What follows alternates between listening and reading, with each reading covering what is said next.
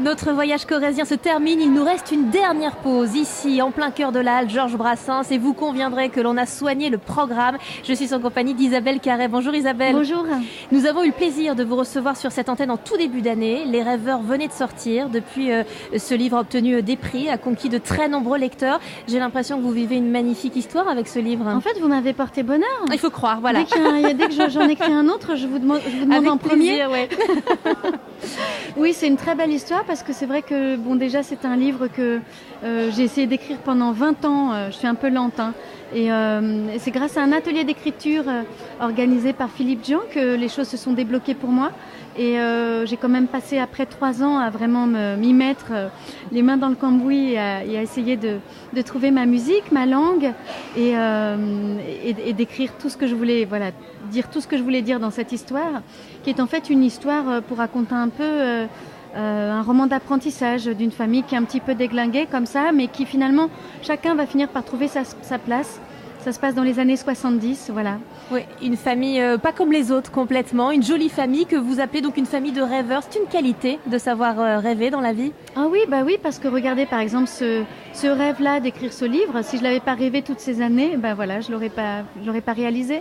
Donc il faut quelques rêves, même si faut pas avoir peur de la chute, d'être déçu ou que les choses ne se passent pas comme on avait rêvé, comme on le souhaiterait. Il y a toujours quand même au bout du compte quelques rêves qu'on finit quand même par réaliser et qui, même si ça prend du temps.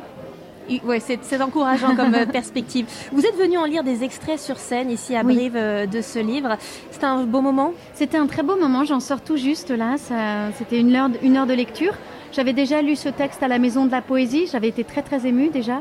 Et là, il y avait une très très belle écoute, une très belle salle et je suis vraiment très heureuse d'avoir partagé ça avec les gens qui sont venus et ça donne envie de continuer ou pas? Oh oui, et comment? Oui, ce plaisir en fait de l'écriture, il me quitte plus. Je continue à écrire maintenant. Voilà. Après, je suis prudente parce que je sais pas combien il paraît qu'on possède tous un nombre de livres. Ah, c'est vrai. Alors peut-être que j'en possède qu'un, j'en sais rien. J'espère vraiment sincèrement que non parce que voilà, je continue à écrire une histoire en ce moment et je prends autant de plaisir que pour les rêveurs. Donc, prometteur. On verra bien. Je suis prudente, mais on verra, oui. Vous l'avez évoqué, mais c'est donc un atelier d'écriture avec Philippe Dian qui a déclenché tout ça. C'est qu'il est complètement marabout ou c'est tombé au bon moment, cet atelier? C'est un peu les deux. C'est vrai que c'était une rencontre vraiment passionnante. C'est quelqu'un que j'estime infiniment, qui a une sincérité et une bienveillance. Voilà, qui sont vraiment, enfin, qui ont été très utiles pour moi. J'écrivais beaucoup auparavant, puis j'ai arrêté vers l'âge de 30 ans, peut-être parce que les rôles me comblaient, que j'avais un endroit où m'exprimer et que ça suffisait, entre guillemets. Et puis c'est revenu tellement régulièrement dans ma tête, ce désir de me remettre à l'écriture. C'est la récurrence, en fait, c'est cette obsession quoi, qui a fait qu'à un moment donné, je me suis dit, bon, il faut que je me remette en selle. Et cet atelier produisait ça, c'est-à-dire le fait d'avoir des exercices à faire tous les jours, le fait de c'est le quotidien en fait. Il avait un titre pas possible dans cet atelier. Oui, l'atelier s'appelle Marcher sur la queue du tigre. Ah oui, voilà. Et c'était bien ça. J'ai vraiment marché sur la queue du tigre.